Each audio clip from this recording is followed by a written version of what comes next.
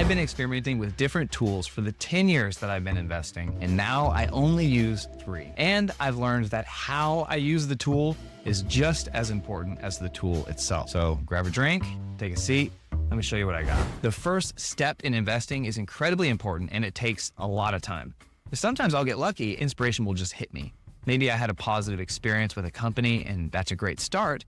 But without that aha moment, searching for a solid investing thesis can take a lot of time. Many great ideas start from the combination of 2 existing ideas. Take Apple, for instance. We have something really exciting for you today. We lured you here today with the promise of unveiling a breakthrough digital device that's not a Mac. And that's exactly what we're going to do. And we are introducing a product today that takes us exactly there. And that product is called iPod. When he invented the iPod, he really just combined iTunes, the iMac, and he wanted it in the form of a Walkman radio. Boom, iPod. Then when Steve Jobs came out with the iPhone, an iPod, a phone. Are you getting it? These are not 3 separate devices. This is one device. And we are calling it iPhone. He's just combining ideas again. He's got the iPod, he combines it with a phone and the internet, and boom, he's got the iPhone. This kind of ideation is really powerful, but I have to be exposed to a lot of information. That means a lot of reading or watching. It takes a lot of time and brain power. Another way that I might ideate is I would browse Wall Street Bets. There's a lot of people thinking and brainstorming on there, and yes, some ideas are out of left field, but others, every now and then you'll find something that's really interesting that sparks some of my own thoughts. Maybe I'll be able to riff off of some interesting ideas that I see on there, but it still takes a lot of time. Now there is a tool that is incredibly powerful that has access to all the information on the internet, can read and process information thousands of times faster than me, and can compare all of these ideas in the blink of an eye and create new and unique ideas. ChatGPT is an incredibly powerful tool for assisting me in my brainstorming process when I'm looking for a solid investing thesis. And there are specialized GPTs for different tasks. There's an Excel specialized GPT that can make charts and graphs and analyze Excel documents. There's a financial GPT that specializes at looking at companies' financials, their balance sheet, their income statements. There's a recent study that came out that even found that ChatGPT has surpassed professional financial analysts at looking at financial documents and making predictions about a company's future. It's as if I have an employee that can read 2,000 times faster than me, is probably smarter than me, and I only have to pay them $20 a month. It's just insanely powerful. So one way I like to utilize ChatGPT is I'll look up a list of all of the trending topics in 2024. And then I'll feed that huge list of trending topics into ChatGPT and ask, what is the intersection of these ideas when it comes to products, services? What are the companies that are best suited or best positioned to take advantage of these intersections?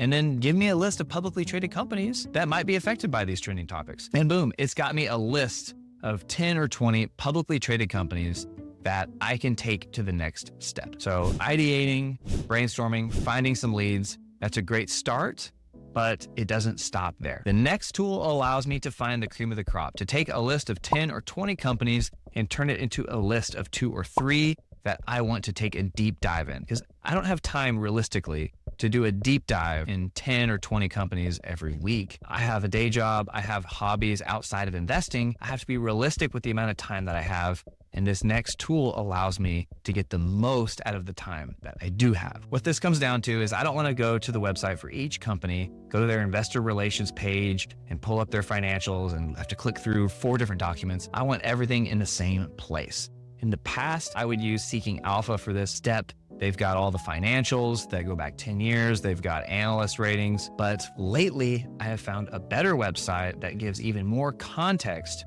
and more options for utilizing the data given. The first thing that I like about stockanalysis.com is how they display their financials for companies going back 10 years.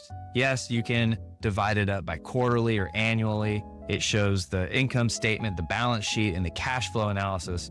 All of that's pretty standard, but stockanalysis.com gives another tab for ratios. With Seeking Alpha, I've got to go through and build out those ratios myself. Stockanalysis.com just saves me a bunch of time, and I can download all of those into Excel straight away. That also merges really well with ChatGPT because I can upload this stuff to ChatGPT, get ChatGPT's take on things. It's just very convenient. The second thing I like more about Stock Analysis is it gives way more context around the analyst's predictions. On both Seeking Alpha and Stock Analysis, you can see revenue growth, earnings per share growth, price projections. But with stockanalysis.com, they will actually show you how many analysts are making each prediction and what is the spread of predictions for each metric. This is incredibly important. So if I'm looking at Seeking Alpha and I see that Tesla is projected to get, I'm pulling this out of my butt, 40% revenue growth. That's great. But if I then find out that there are 15 different analysts saying a huge range of predictions, well, then my confidence on that goes way down. That's important information for me to know. Is there a lot of uncertainty around this company's future, or is it pretty well figured out? With stockanalysis.com and ChatGPT, I can narrow down an entire sector of companies into a short list, just 2 or 3 companies that I'm ready to make a deep dive into. Because narrowing it down is not the last step. I still have to look a little bit further and see, are any of these 3 companies really worth my capital and my time? It's not just how promising are they, I also have to determine, is it a good time to buy these companies? There's only one tool that I've been able to find that has the control and the flexibility that allowed me to analyze different companies in a unique way. The tool itself is not new, but it is untapped. It's unappreciated. Excel is not something that you're going to be surprised to hear about, but the way that you use Excel is incredibly surprising. Yes, it takes some time to build out a spreadsheet to accomplish a certain type of analysis. But once you build it once, you can use it a million times. It also meshes so well with Stock Analysis and ChatGPT. I can bring all the information in, use an Excel specialized ChatGPT to build charts and build graphs. It saves me a ton of time. And if I don't want to bring a whole bunch of information and I already know that I want to target these specific metrics, Excel even has functions that I can use to scrape the web and pull information out of a specific company. All I have to do is type in the stock ticker, and it'll automatically pull all of the relevant information and put it in the cells that I need with the equations that I already have built out. One of my favorite metrics to use when I'm analyzing a company is free cash flow. The free cash flow can be adjusted in many different ways. I can't just simply pull a free cash flow number off the internet and it'll be perfect for every different company. This is where Excel comes into play. I can easily adjust it by the research and development, by the capital expenditures, and ChatGPT can even tell me how much of a company's capital expenditures are they spending on growth versus upkeep. These are all questions that I can answer and adjust my spreadsheet accordingly. The only hard part is building out the spreadsheet. But again, I spend the time, I build it once, it's like an investment, and I get to use it and make my life easier from here on out. If you're curious to see how I build my free cash flow analysis spreadsheet, check out this video right here, and I'll catch you on the flip side.